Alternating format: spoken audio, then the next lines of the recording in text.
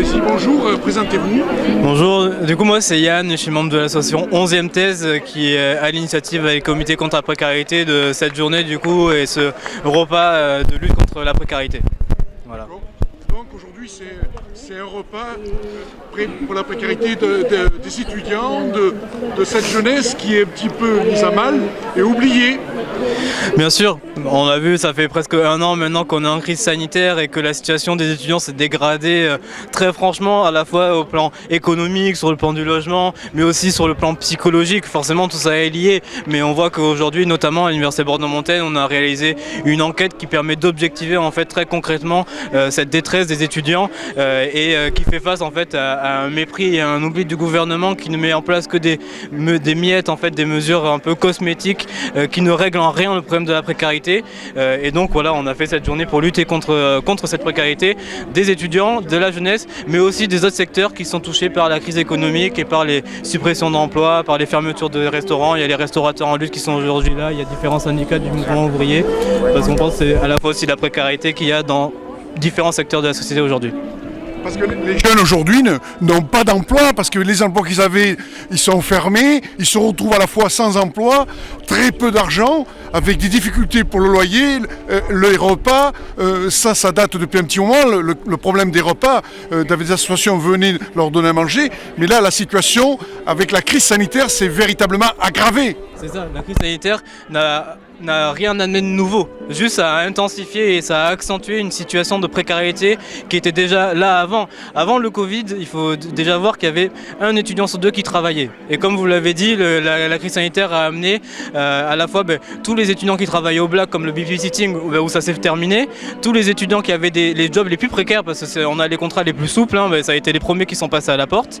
Et aujourd'hui, forcément, quand on voit toutes les destructions d'emplois qu'il y a sur le marché du travail, on se pose aussi la question de quel avenir pour nous dans cette société, et c'est pour ça qu'on a fait ça en lien avec les acteurs du mouvement ouvrier, parce qu'on pense que toutes les suppressions d'emplois qu'il y a aujourd'hui ou la destruction du droit du travail, etc., c'est le chômage de demain, c'est nos contrats précaires de demain. Et en plus on le voit déjà qu'aujourd'hui le gouvernement, la seule chose qu'il propose aux étudiants très concrètement sur la question de l'emploi, ce sont des emplois précaires comme le plan Un jeune une solution, qui redirige simplement vers des services civiques ou des petits CDD en intérimaire, quoi.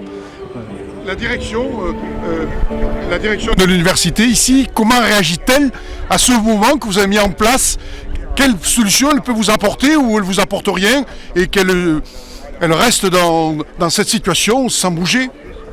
Nous, il faut dire qu'on a un peu démarré un peu depuis l'enquête qu'on a lancée à l'Université Bordeaux-Montaigne, un peu un bras de fer. Parce que dans cette enquête, on posait la question aux étudiants de savoir qu'est-ce qu'ils pensaient de la revendication de la validation automatique avec le 10 améliorable, qui pour nous est ce qui permet de régler le problème de la sélection sociale, des inégalités, de tout le décrochage qui peut avoir, la pression même psychologique des étudiants. Et donc près de 67% des étudiants ont été d'accord avec cette revendication, et nous on a porté ça dans les instances de l'université, au conseil d'administration, au CFVU qui est une instance qui normalement pu décider des modalités de vote, etc. Et qu'on voit en fait depuis le début, même si c'est une présidence qui se dit de gauche, qui dit de lutter contre la précarité, elle ne fait que taper en touche par rapport à ses revendications. Elle a refusé 2 fois de soumettre au vote notre motion qui du coup demandait au jury de fin d'année d'appliquer la revendication des étudiants qui était majoritaire, donc le 10 améliorable. Et on voit, elle a tout simplement fait un déni de démocratie ahurissant, et que nous c'est pour ça aussi qu'aujourd'hui en fait la réaction de la présidence était assez mitigée, où à la fois ils n'autorisaient pas le rassemblement sans non plus le dénoncer, parce qu'en même temps ça peut le mettre dans une mauvaise image, quoi. Donc c'était une situation assez ambiguë, mais voilà un peu la situation par rapport à la présidence de l'Université Bordeaux-Montaigne, et où cette journée aussi pour nous c'est pour affirmer aussi que on est là, on lâchera pas, et on va essayer de s'organiser pour imposer cette revendication. Les repas à 1 euro qu'avait fait Macron, comment ça se passe au sein des universités? Est-ce qu'il y a bien l'application des 1 euro, ou vous pourriez demander la gratuité totale, puisque les étudiants ont certains 1 euro, pour eux c'est symbolique d'un côté, mais ça ne résout pas le problème. Mais s'ils avaient le repas véritablement gratuit, 3 repas par jour, ça résoudrait une partie du problème que traversent ces étudiants. Oui, d'une part, le repas à 1 euro, c'est vrai que c'est un peu appliqué à mesure variable suivant quel crous, etc. Enfin, notamment, ou même dans des crous à Bordeaux. Enfin, c'est un repas qui est très maigre, quoi. Ou même, on a vu des crous, notamment à Lyon, où c'était simplement un sandwich, le repas à 1 euro. Ou encore à Toulouse, où en fait, à partir de 13 h, ben, il n'y a plus de repas. Parce que tout simplement, aussi, s'ils peuvent faire les repas à 1 euro, c'est parce qu'il y a moins d'étudiants dans les villes. Beaucoup sont retournés chez leurs parents. Donc en fait, je pense que le crous aussi derrière est gagnant par rapport à ça. Parce qu'il y a moins d'étudiants qui vont au crous, etc., etc. Mais que bon, le repas gratuit, oui, c'est vrai que ça pourrait être quelque chose, mais que pour nous, ça règle pas tous les problèmes. C'est pas ça qui va payer le loyer, c'est pas ça qui va faire qu'on va avoir un job après. Donc c'est vraiment, pour nous, c'est la question de la continuité alimentaire, mais aussi économiquement, comment on survit. Et c'est pour ça qu'on revendique aujourd'hui un revenu étudiant à la hauteur du SMIC, financé par un impôt sur les grandes fortunes, par ceux qui n'ont pas connu la crise et qui ont continué à se goinfrer en fait pendant ces derniers mois.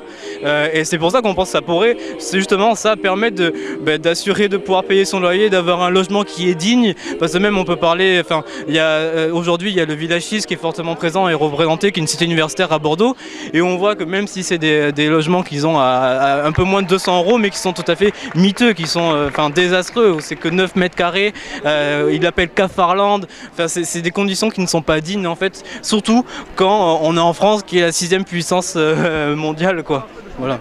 Quel message fort vous avez envie de faire passer pour ceux qui regardent, ceux qui vous écoutent, d'autres étudiants que vous allez peut-être, grâce à ce passage sur notre antenne, qu'est-ce que vous avez envie de leur dire? Enfin, quel message fort? Moi je pense qu'aujourd'hui l'heure elle est plus à la résignation, elle est à se mobiliser, à essayer de s'organiser avec un programme, des revendications claires comme le revenu étudiant, comme la validation automatique, mais aussi moi je pense que le plus important c'est qu'aujourd'hui il faut porter un projet qui soit global, c'est-à-dire qu'à la fois pour la jeunesse on est fortement impliqué dans toutes ces questions écologiques avec le réchauffement climatique, on a vu, la jeunesse était un peu à l'avant-garde de ça, mais aussi la question antiraciste, c'est vraiment je pense un programme global qui doit porter à la fois sur la précarité mais aussi ces problématiques de société qui aujourd'hui font qu'on ne peut pas envisager un futur serein dans cette société capitaliste. Et c'est pour ça qu'on pense qu'on doit se mobiliser avec d'autres secteurs, notamment le secteur ouvrier, pour avec eux lutter contre les suppressions d'emplois, pour l'interdiction des licenciements, etc. Qui sont tout simplement aussi l'emploi qu'on pourra avoir demain et la société qu'on voudra faire demain. Donc voilà, je pense qu'aujourd'hui l'heure elle n'est pas à la réalisation, mais justement à essayer de s'organiser, à se regrouper un maximum, à débattre stratégiquement comment on veut arriver à nos fins, quel programme on porte, etc. etc. Voilà. Merci beaucoup, c'est gentil à vous. Pas de soucis, merci.